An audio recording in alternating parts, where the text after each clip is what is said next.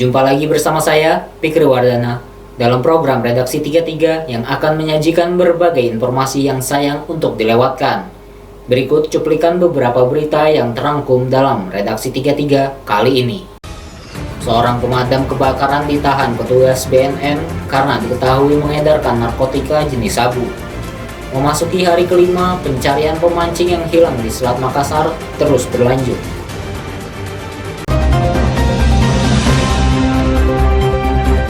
Kita awali Redaksi 33 kali ini.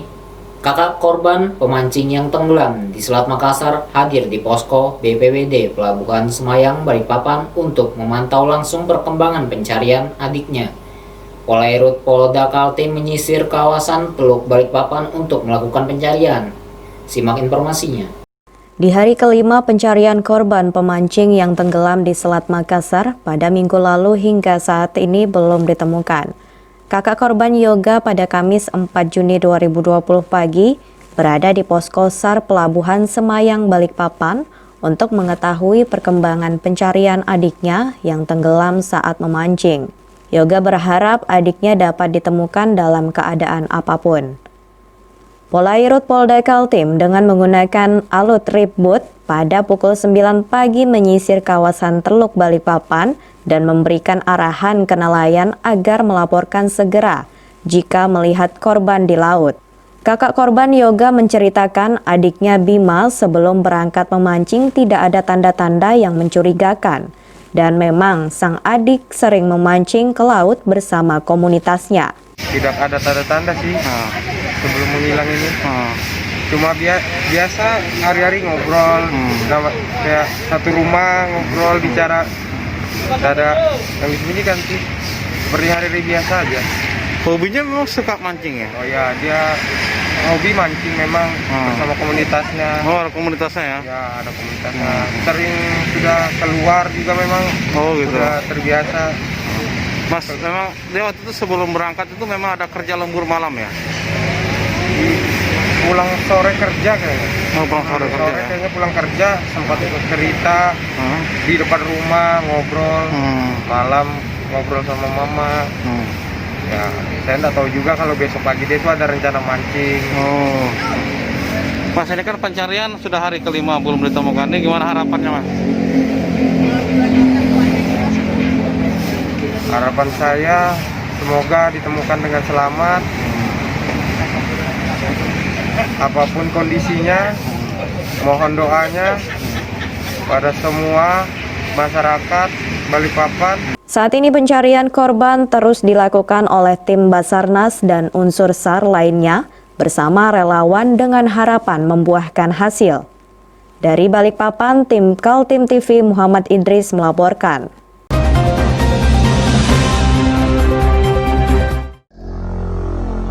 Assalamualaikum warahmatullahi wabarakatuh. Taqabbalallahu minna wa minkum. Saya Sutomo Jabir, anggota DPRD Provinsi Kalimantan Timur, fraksi PKB, mengucapkan selamat Hari Raya Idul Fitri 1441 Hijriah. Minal aidin wal faizin. Mohon maaf lahir dan batin.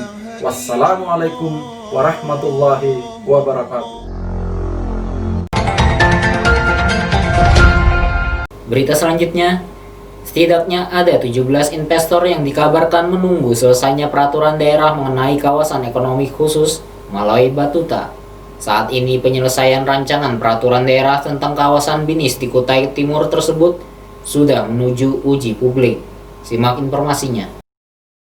Banyak yang berpandangan kawasan ekonomi khusus atau KEK Maloi Batuta terlantar. Dibangun dengan dana melampaui 7 triliun, tapi belum juga ada investor yang berminat memanfaatkannya. Di kawasan ekonomi khusus Maloi terdapat berbagai kebutuhan para investor, seperti pergudangan industri dan pelabuhan internasional. Diresmikan oleh Presiden Joko Widodo pada April 2019, saat ini pengelolaan kawasan diserahkan kepada Perusda Kaltim Melati Bakti Setya atau MPS. Belum adanya investor yang berminat masuk ke kawasan ekonomi khusus Maloi, dibantah oleh Jahidin, anggota DPRD Kaltim. Menurutnya, saat ini memang tidak ada investor yang bisa masuk, karena belum ada payung hukum yang mengatur. Aturan hukum kawasan memang sudah ada melalui Peraturan Presiden Nomor 32 Tahun 2011 tentang Master Plan Percepatan dan Perluasan Pembangunan Ekonomi Indonesia atau MP3EI. Tapi itu tidak cukup, sehingga daerah membuat perda yang saat ini rancangannya sudah nyaris selesai dan menunggu masa uji publik. Daripada pansus, targetnya kita harus sahkan raperda ini karena ini merupakan payung hukum dan para investor itu tidak bisa berbuat apa-apa kalau perda ini belum disahkan karena inilah payung hukumnya. Ada kepastian hukum Pak ya. Kepastian hukumnya, jadi memang perintah undang-undang harus dibuatkan perda. Kawasan seluas 509,34 hektar itu sudah teraliri listrik, sedangkan untuk air bersih masih dalam proses. Menurut Yahidin yang menjadi Ketua Pansus Kek Maloy, saat ini kerja Pansus tinggal 3 tahap lagi, yakni uji publik, persetujuan antara DPRD dengan Pemprov Kaltim, kemudian masuk tahap pengesahan. Pansus Maloy ini merupakan suatu pansus yang skala prioritas. Yang pertama, periode yang lalu sudah dibahas. Dari 17 tahapan sudah 14 tahapan sudah 11 tahapan sudah dilaksanakan. Tinggal uji publik, persetujuan antara DPR dengan Pemprov, kemudian masuk kepada tahap pengesahan. Tim Kaltim TV Heriman melaporkan.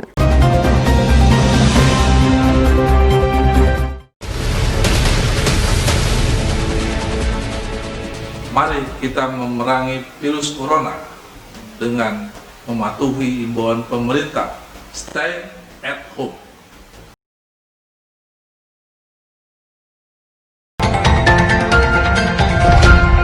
Masih ada satu rancangan peraturan daerah lagi yang akan dibahas DPRD Kaltim, yaitu rancangan peraturan daerah mengenai rencana zonasi wilayah pesisir dan pulau-pulau kecil. Pansus Raperda ini sama dengan Pansus Kawasan Ekonomi Khusus Maloy Batuta, yaitu warisan dari anggota legislatif periode sebelumnya. Simak informasinya. Di sela masa pandemi COVID-19, para anggota DPRD Kaltim mulai memilah-milah lagi kerja prioritas yang perlu dirampungkan. Dalam suasana yang serba terbatas, di mana kegiatan perjalanan dinas dipangkas anggarannya, kreativitas tidak boleh berhenti. Apalagi, anggota DPRD sebagai wakil rakyat juga dituntut kinerjanya. Salah satunya Pansus Rancangan Peraturan Daerah Rencana Zonasi Wilayah Pesisir dan Pulau-Pulau Kecil atau yang disingkat Pansus RZWP3K. Pansus warisan dari anggota DPRD periode sebelumnya ini terus menggenjot, terutama memboboti draft regulasi yang akan disahkan. Wilayah pesisir kita itu sekitar 3,7 juta hektar, itu kan terdapat banyak aktivitas di sepanjang pesisir kita, mulai dari raperda yang diberikan dari eksekutif DKP dalam hal ini kan. Tetapi kita harus melihat sendiri kondisi aktual sekarang yang ada di Balikpapan. Apalagi kan banyak suara-suara miring dari berbagai LSM seperti Amuk, Bahari itu kan, dan lain-lain itu, ya kita harus menjadi salah satu masukan bagi kita sehingga tidak bisa terburu-buru kita tetapkan karena menyangkut masalah berbagai aspek. Nah, misalnya di Balikpapan, ke depan seperti apa? Karena Balikpapan ini sendiri kan padat. Luas wilayah pesisir Kaltim sekitar 3,7 juta hektar membuat begitu banyak kepentingan di dalamnya, mulai kepentingan industri sampai para nelayan.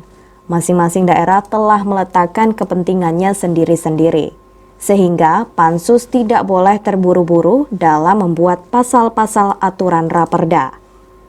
Menurut Sutomo Jabir, Pansus perlu mendengarkan aspirasi dari para nelayan yang juga punya kepentingan di kawasan pesisir. Demikian pula dengan di Bontang itu padat sekali antara pelabuhan, kemudian antara zona industri, pelabuhan, konservasi, dan daerah pemukiman nelayan itu yang sangat padat, sehingga perlu kita cross check sendiri ke lapangan, minta masukan dari berbagai pihak yang terkait, baik itu dari kelompok nelayan, kemudian dari aktivis di bidang pesisir ini. Tim Kaltim TV Heriman melaporkan.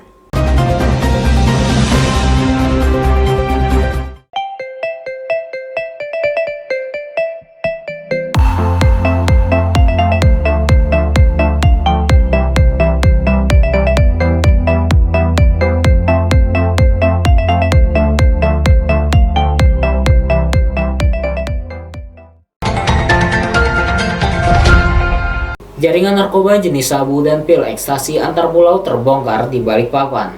Sebanyak 2.250 gram sabu dan 1.000 butir pil ekstasi yang dikirim melalui perusahaan pengiriman barang berhasil diamankan. Simak informasinya.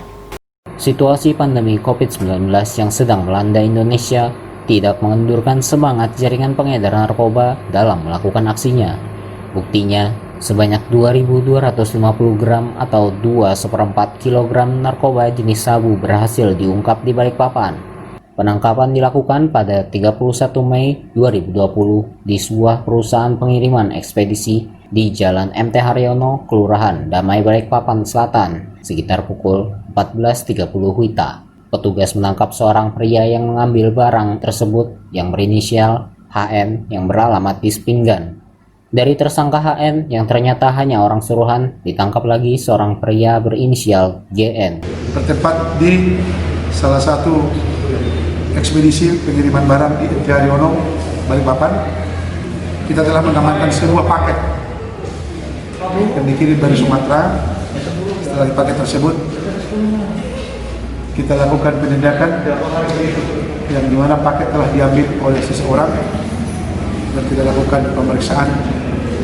Dapat di dalamnya beberapa bahan yang patut kita curigai. Ada dari 8 bungkus narkotika sabu yang kalau kita total seberat 2.250 gram bruto sabu di dalam paket kardus tersebut. Kemudian ada juga kita temukan 4 bungkus narkotika jenis ekstasi seberat 500 gram. Setelah kita lakukan penghitungan, terdapat 1.000 butir ekstasi. Kemudian ada 1 unit HP, 1 unit MP2 yang kita amankan dari saudara inisial HN. Barang bukti sabu dan pil ekstasi dikirim dari Pekanbaru, Provinsi Riau. Sabu dikemas dalam bungkusan kardus dan dimasukkan dalam botol krim luluran. Namun menurut Pelomoan Tampu Bolon, pihaknya sudah mendapat informasi adanya pengiriman itu dari Pekanbaru, sehingga ketika barang tiba di Balikpapan dan diambil oleh HN, petugas langsung membekuknya. Penangkapan tersangka kedua, GN, dari sebuah rumah di Kelurahan Kelandasan Ilir, Kota Balikpapan, tidak menemukan barang bukti jenis narkoba, tetapi informasi yang berhasil digali akhirnya diketahui jika jaringan narkotika tersebut dikendalikan oleh seorang warga Balikpapan berinisial FH.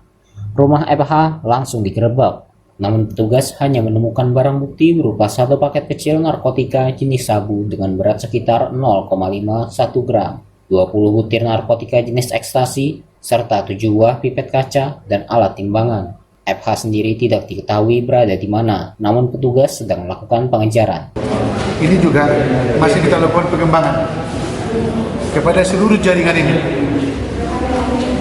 termasuk nanti di atasnya sebagai pemilik ataupun sebagai pengguna.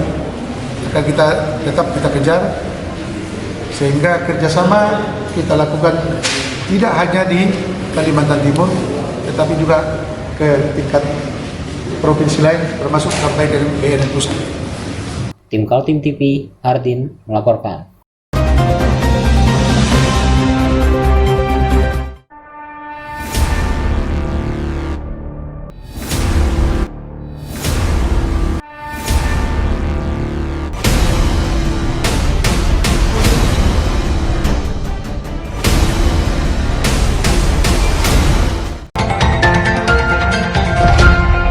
Jaringan narkoba yang dikendalikan oleh jaringan antar provinsi Riau, Kaltim sudah lama beroperasi.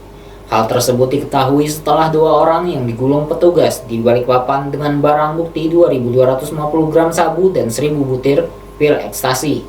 Simak informasinya. Tim Terpadu Badan Narkotika Nasional, Provinsi Kaltim dan Bea Cukai serta BNK Balikpapan dan Samarinda menangkap orang suruhan bandar narkotika di Balikpapan. Dari tangan HN yang telah menjadi tersangka didapat barang bukti berupa 2.250 gram narkoba jenis sabu dan 1.000 pil ekstasi. Dari pengakuan HN kemudian ditangkap lagi GN sebagai orang yang menyuruh mengambil barang kiriman dari perusahaan ekspedisi di Jalan MT Haryono, Kelurahan Damai, Balikpapan Selatan. Dari sanalah terbongkar kalau jaringan narkoba Riau Kaltim sudah cukup lama. Bahkan pengiriman yang ketiga kali. Data yang ada, yang sudah kita lakukan, dan dari bukti-bukti yang ada, bahwa pengiriman yang kita ungkap kemarin adalah merupakan pengiriman yang ketiga kali. Tiga kali dengan jumlah yang cenderung sama. Kemudian kita juga akan tetap kita kembangkan pengiriman yang sudah 2 kali lebih awal itu akan kita dalami di mana sekarang tempat penyimpanan dan lain sebagainya. Jaringan narkoba Riau Kaltim awalnya tercium dari informasi BNN di Pekanbaru Riau. Dari data-data awal itu kemudian diolah sampai tiba hari penangkapan 2 orang pelaku di Balikpapan pada 31 Mei 2020 lalu. Dari keterangan kedua pelaku diketahui mereka hanya kaki tangan bandar besar.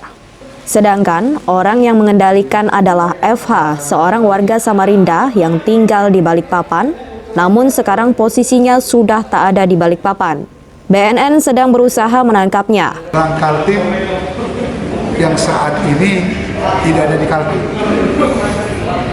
Domisili asalnya Samarinda. Indikasinya awalnya lahirnya di Samarinda, kemudian bertempat tinggal di Balikpapan, kemudian saat ini masih ada di luar Kaltim. Rumah yang disewa di Balikpapan itu tempat transit narkoba. Di sana dia sudah cukup lama, bisa berpindah-pindah tempat, dan dia tinggal di sana mengontrak di salah satu rumah di alamat Jalan Daksa yang disebutkan tadi. Menurut AKBP Halomoan Tampu Bolon, pengungkapan jaringan narkoba di masa pandemi COVID-19 sebagai bukti komitmen jajaran BNN dan instansi lain seperti Bea Cukai dalam memberantas peredaran narkoba. Setelah mendapat informasi adalah sebuah jaringan perdagangan narkotika antar pulau, BNN langsung membentuk tim terpadu dan akhirnya mampu menangkapnya. BNP Kalimantan Timur bersama dengan instansi terkait lainnya, antara lain Direktorat Jenderal Bea dan Cukai Kantor Wilayah Kalimantan Bagian Timur, BNN Riau, Interdiksi, Absek Bandara Sultan Syarif Kasim, TNI Angkatan Udara Riau, BNK Balikpapan, dan BNK Samarinda tidak sebagai komitmen dalam pencegahan dan pemberantasan penyalahgunaan peredaran gelap narkotika, khususnya di masa COVID-19 ini. Kami masih tetap komitmen untuk melakukan penegakan hukum terhadap jaringan-jaringan peredaran narkotika. Tim Kaltim TV Hardin melaporkan.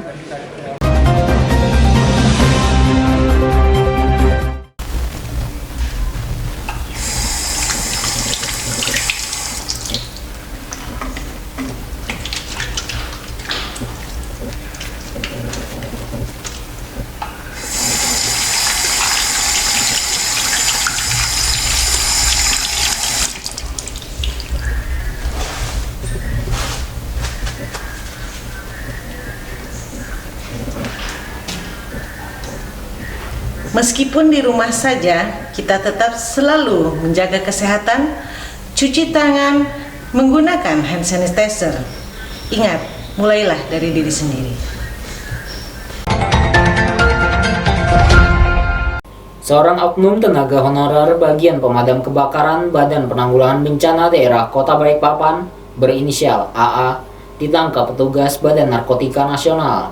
Dari tangannya disita 6 paket sabu yang dijual seharga Rp200.000 per paket. Beginilah nasib tersangka AA alias UD setelah ditangkap petugas Badan Narkotika Nasional Kota Balikpapan 31 Mei lalu. Sekitar pukul 1 dini hari, AA yang sehari-hari menjadi tenaga honorer tidak berdaya ketika disergap di Jalan Jenderal Sudirman. Warga sekitar RT 30 menemani petugas ketika dilakukan aksi penindakan. AA yang mengetahui dirinya disergap hanya mampu pasrah. Dia sangat kooperatif mengakui perbuatannya, bahkan menunjukkan sendiri di mana paket-paket narkoba disimpan. Paket narkoba yang disimpannya ada 6 paket dalam plastik kecil, total beratnya 3,72 gram. Disita juga 1 alat hisap sabu dan kotak penyimpan sabu. Tersangka sudah melakukan beberapa kali perdagangan menjual narkotika tersebut, dan dia merupakan salah satu karyawan TKK di salah satu kantor di Balikpapan. Kemudian pasal yang diterapkan kepada saudara AA adalah pasal 114, 112 dan 127 Undang-Undang Nomor 35 2009. Dan ini yang sudah kita rilis hari ini. Tersangka AA mengakui mengedarkan narkotika jenis sabu sebagai kerja sampingan untuk mencari tambahan pendapatan. Keuntungan dari menjual sabu ditabung karena ia berniat merenovasi rumah dan melunasi BPKB motor yang digadaikan. Tersangka sudah mengenal narkoba jenis sabu sejak 20 tahun terakhir. Dulu dia sempat berhenti, namun belakangan mulai mengkonsumsi lagi karena pikirannya kacau sejak berpisah dengan istri. Tim Kaltim TV, Hardin melaporkan.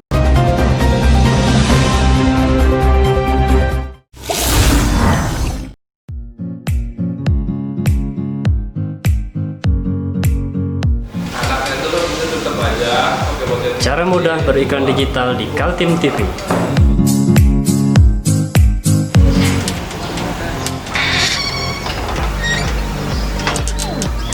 Yang pertama, jadilah sahabat Kaltim TV.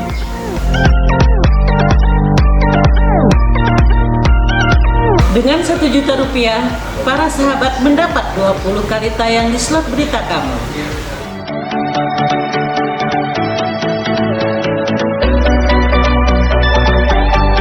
Dengan 20 detik dapat menjangkau 20.000 penonton.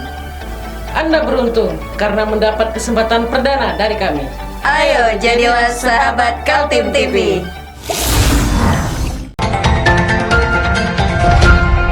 Pemerintah Kota Samarinda mengadakan screening rapid test dan swab test di tempat-tempat keramaian, terutama di pasar-pasar. Selain melakukan pemeriksaan secara gratis pada para pedagang pasar, pemeriksaan juga dilakukan secara acak pada para pembeli. Simak informasinya. Inilah yang dilakukan Pemkot Samarinda setelah mengumumkan pada tanggal 1 Juni dimulainya masa relaksasi.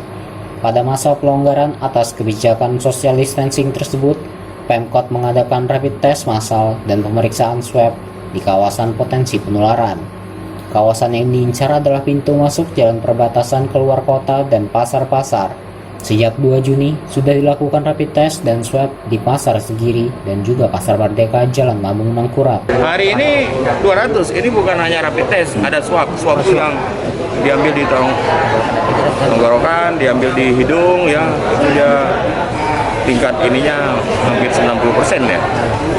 Ya itu kebijakan apa 2 hari 3 hari lagi udah tahu sudah. Tapi kalau rapid test ini cepat mungkin sore juga udah tahu. Tapi alhamdulillah informasi pada saya Pasar Segiri alhamdulillah negatif semua. Tapi bukan berarti masyarakat datang belanja di sana nggak menjaga jarak, nggak menjaga apa gitu ya. Karena kan berinteraksi di luar.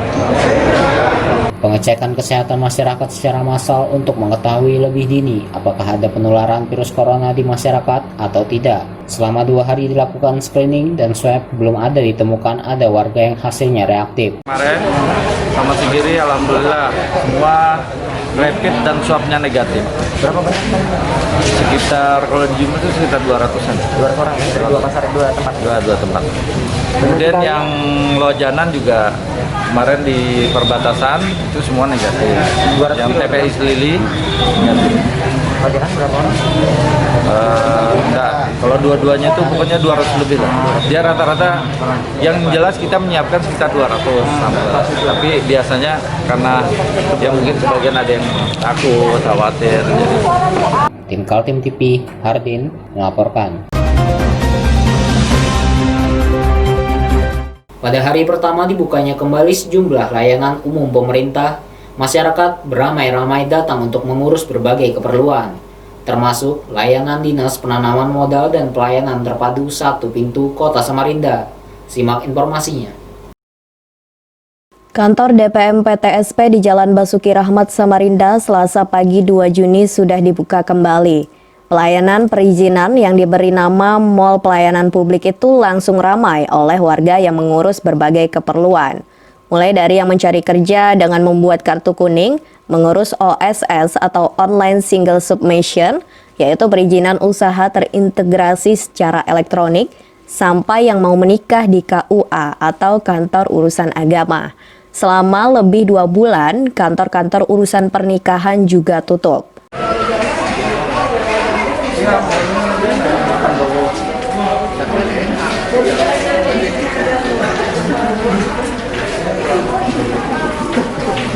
Tapi sementara non-muslim yang menggunakan ini kan pencatatan akta nikah.